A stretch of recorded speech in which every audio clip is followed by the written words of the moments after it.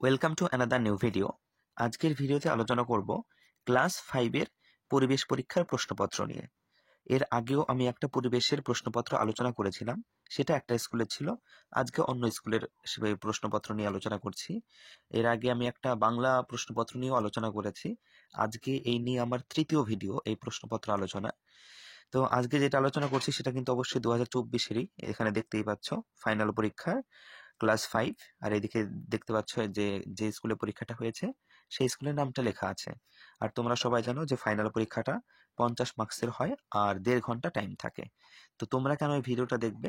তোমরা এই ভিডিওটা দেখলে বুঝতে পারবে যে কি ধরনের প্রশ্ন আসছে আর তোমরা সেগুলোর উত্তর করতে পারছো কিনা।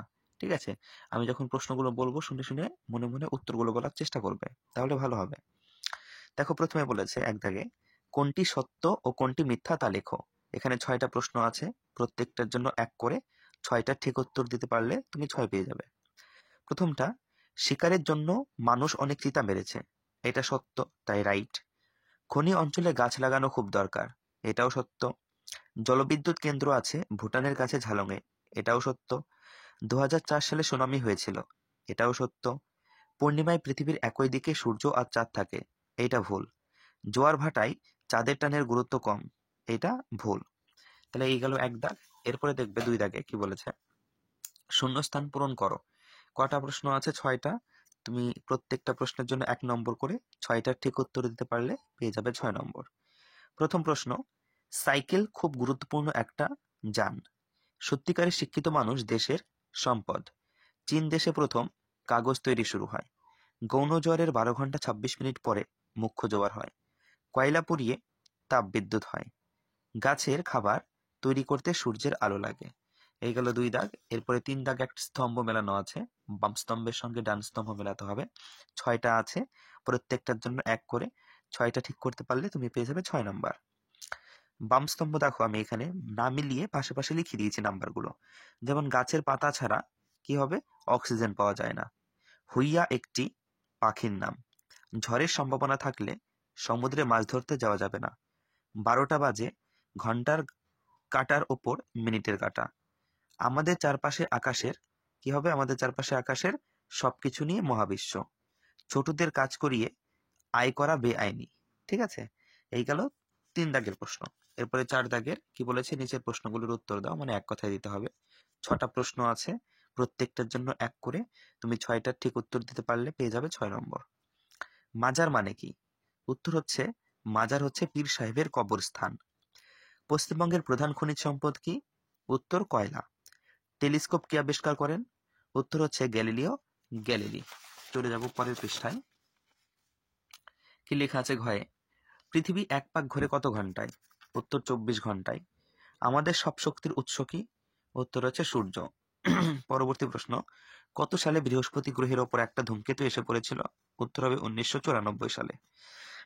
এরপরে 5 দাগের প্রশ্ন দেখবে আছে। এখানে তোমাকে 5টা প্রশ্ন দিয়েছে, প্রত্যেকটার জন্য 2 করে। 5টা প্রশ্ন সঠিক উত্তর দিতে পারলে তুমি পেয়ে যাবে 10 নম্বর। প্রথম প্রশ্ন, টারবাইন কি? দেখো উত্তরটা এখানে লেখা আছে। বিদ্যুৎ কেন্দ্রে ফাঁকা জায়গায় যে বড় পাখার মতো যন্ত্রটিকে ঘুরিয়ে বায়ু শক্তিকে বিদ্যুৎ শক্তিতে রূপান্তরিত করা হয় তাকে টারবাইন বলে। এরপরে পরবর্তী প্রশ্ন, জলচক্রের ছবি আঁকো। দেখো, মোটামুটি একটা জলচক্রের ছবি এখানে আমি এঁকেছি। তোমরা পরীক্ষায় যখন করবে তখন পেন্সিল দিয়ে খুব সুন্দর করে ছবিটা আঁকবে। প্রথমে এখানে নদী, হ্রদ, পুকুর থাকবে। তারপরে এর জলটা কি হয়? বাষ্পীভবন হয়, বাষ্পীভবন। তারপরে বাষ্পীভবন হয়ে কি হয়? সেটা ঘনীভবন হয়। ঘনীভূত হয়ে কি হয়? সেটা মেঘ হয় বা পাহাড়ের মাথায় বরফ সৃষ্টি হয়। তারপরে সেখান থেকে কি হয়? বৃষ্টিপাত বা তুষারপাত হয়। সেই জল আবার নদী, হ্রদ, পুকুরে ফিরে আসে। তো এইভাবে চক্রাকারে গোল করে তোমরা ছবিটা এঁকে দেবে রুল দিয়ে, অবশ্যই খুব সুন্দর করে। তারপরে নিচে লিখে দেবে এটা জলচক্রের ছবি। ঠিক আছে, তাহলেই হয়ে যাবে। পরবর্তী প্রশ্ন, 5-এর গ, পুঁথি কাকে বলে? দেখো এখানে লিখেছি, প্রাচীনকালে তালপাতার ওপরে লেখা হতো। এই তালপাতায় লেখা বইগুলিকে পুঁথি বলে। পরবর্তী প্রশ্ন, হরপা বাঁধ কাকে বলে? তো দেখো, খুব সুন্দর একটা প্রশ্ন, এটা কিন্তু খুব কমন প্রশ্ন, পরীক্ষায় অনেক আসে যে হরপা বাঁধ কাকে বলে। পাহাড়ি জায়গা বা পর্বতের কাছের অঞ্চলের নদীগুলোতে নুড়ি পাথর জমে ভরাট হয়ে যায়। হঠাৎ খুব বৃষ্টি হলে অনেক জল নদীতে আসে। অত জল নদী বয়ে নিয়ে যেতে পারে না, বন্যা হয়ে যায়, একে হরপাবান বলে। ঠিক আছে। পরবর্তী প্রশ্ন, মুখ্য জোয়ার ও গৌণ জোয়ারের মূল কারণগুলি কি কি? উত্তরটা দেখো, মুখ্য জোয়ারের মূল কারণ চাঁদের আকর্ষণ এবং গৌণ জোয়ারের মূল কারণ পৃথিবীর ঘূর্ণন। পরে 6 দাগে প্রশ্ন কি বলেছে, নিচের প্রশ্নগুলির উত্তর লেখো। দুটো প্রশ্ন আছে, তোমাকে প্রত্যেকটা প্রশ্নের জন্য 3 নম্বর করে দেবে। দুটো প্রশ্ন সঠিক উত্তর দিতে পারলে তুমি পেয়ে যাবে 6 নম্বর। জীবাশ্ম জ্বালানি কাকে বলে? মৃত উদ্ভিদ ও প্রাণীর দেহাবশেষ হাজার হাজার বছর ধরে মাটির নিচে চাপা পড়ে প্রচণ্ড চাপ ও তাপে যে জ্বালানি তৈরি হয় তাকে জীবাশ্ম জ্বালানি বলে। যেমন কয়েকটা জীবাশ্ম জ্বালানির উদাহরণ: কয়লা, পেট্রোলিয়াম, খনিজ তেল প্রভৃতি। কাগজের ইংরেজি নাম পেপার হয়েছে কেন?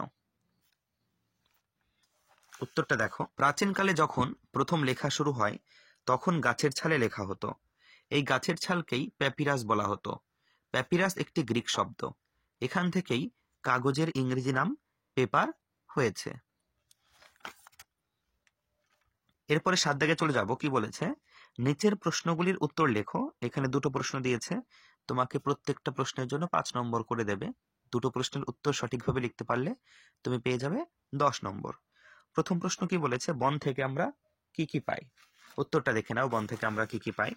যেহেতু 5 নম্বরে বলেছে, আমি 5টা পয়েন্ট করব, তাহলে ঠিকঠাক হয়ে যাবে। ঠিক আছে। বন থেকে আমরা আমাদের বেঁচে থাকার জন্য অক্সিজেন পাই। 2, বন থেকে আমরা ফুল ও ফল পাই।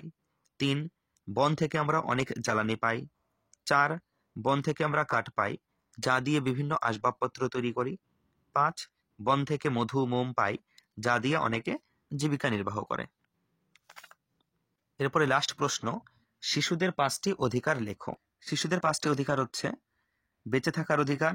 2, খাদ্য ও পানীয় জল পাওয়ার অধিকার।